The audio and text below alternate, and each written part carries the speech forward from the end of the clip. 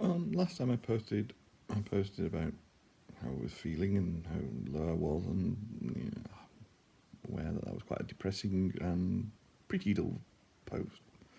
So I might well talk about something else that sort of bothers me a bit.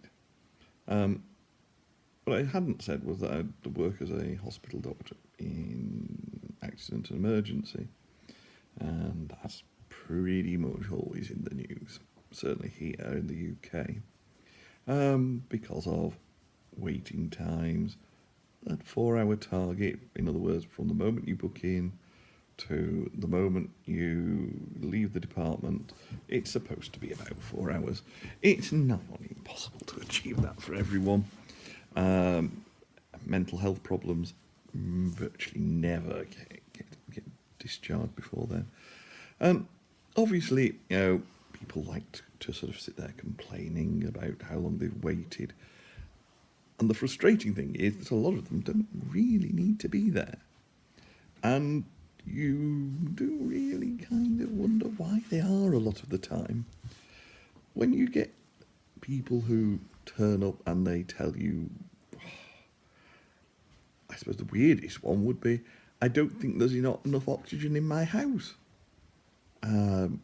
Right, that's not terribly likely. There's probably as much as there is in the rest of the world. No, it doesn't work like, somebody's pumping it out and, all you've got is a load of nitrogen in there.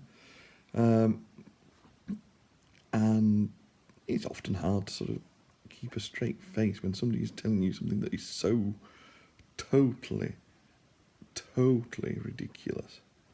And some people's ideas are incredibly strange.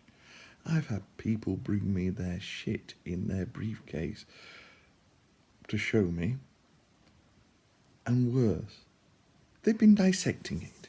Now that, to me, is not normal.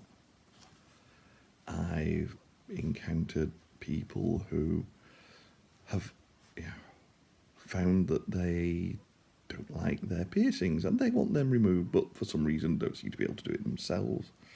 I've had people who have, for one reason or another, got false fingernails on that have fallen off, and it makes their fingers sore. So rather than take a painkiller, they turn up in A&E, sometimes by ambulance. We often get people who arrive by a 999 ambulance, and that costs a lot of money. And when they realise they may have to wait, they call a taxi and go home. Well, if they could call a taxi to go home, why didn't they call one to take them to the department in the first place? And the other issue is that people think that they are seen in time of arrival order, and you're not. You're assessed in time of arrival order by a very experienced nurse, and they look at the whole story.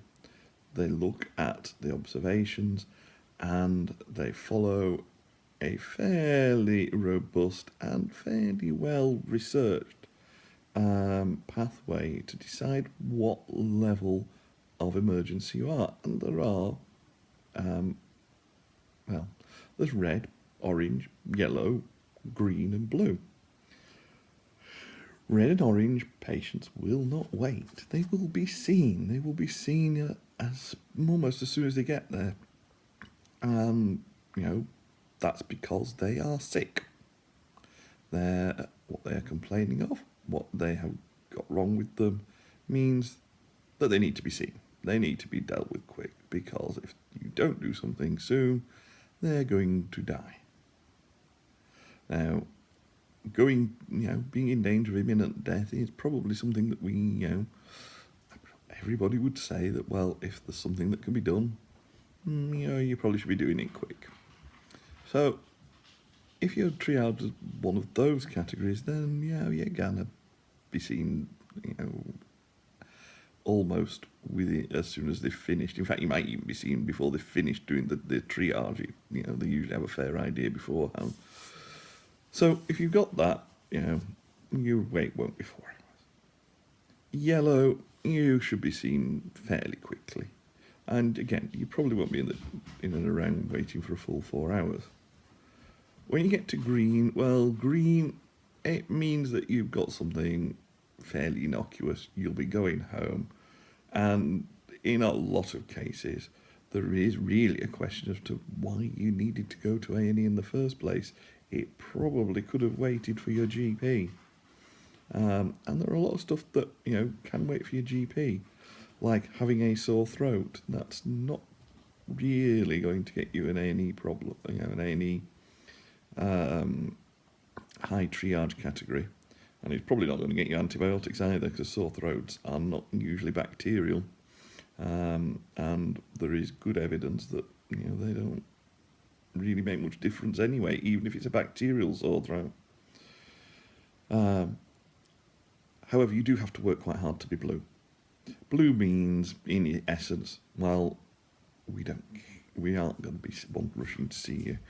You'll, be put behind everybody else.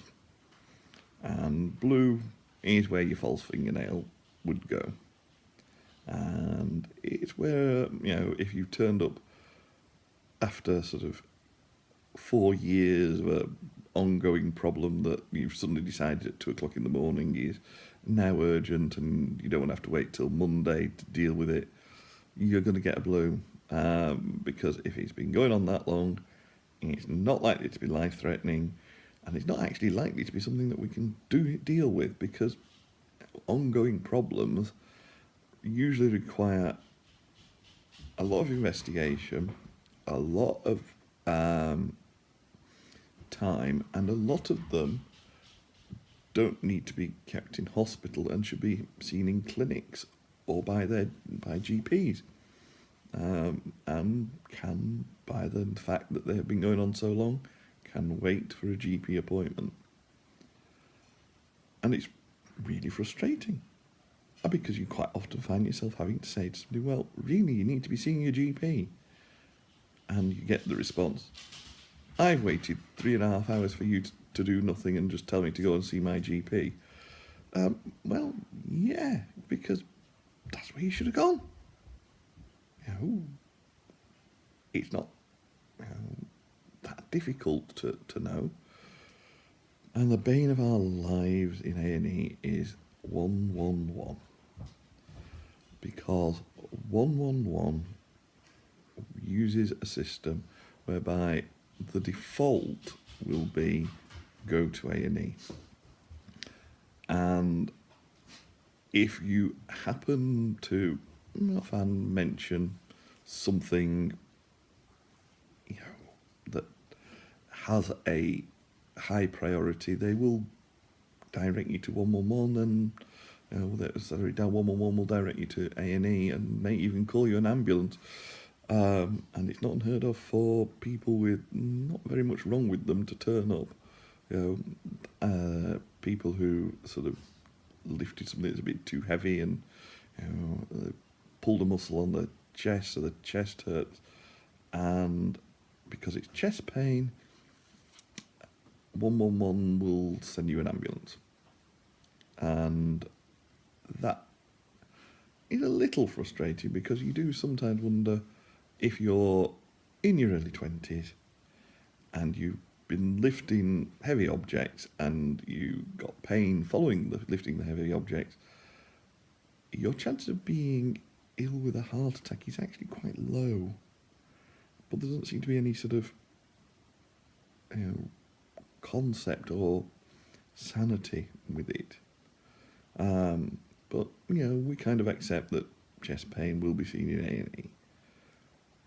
What I find more incredible is a slight cut or a slight graze that nobody seems to think these days, oh, I could just stick a plaster on that. No, it's straight off to A&E, see if we need stitches for our paper cut. You'll get these huge bandages, and you'll take it all down, and you'll be thinking, where the hell is it? Is that tiny thing? What you you're telling me you think you need stitches? And the number of people who get upset when we just say, well, here's a sticking plaster, and we do try and make sure we find the smallest one we've got. But we're an A&E department, not a chemist, so the smallest one we've got is usually quite big. And we just sort of stick it on with great ceremony. But so when you're sat waiting, and you're waiting a long time, it might be worth just thinking, did you really need to be there in the first place? Because if you're waiting a long time, it usually means that everything is, pointing to there not being awfully, that much wrong with you. And maybe you would be better off using a different service. Maybe your GP, or if you have a sore throat, maybe the pharmacist. But you probably don't need a 999 ambulance.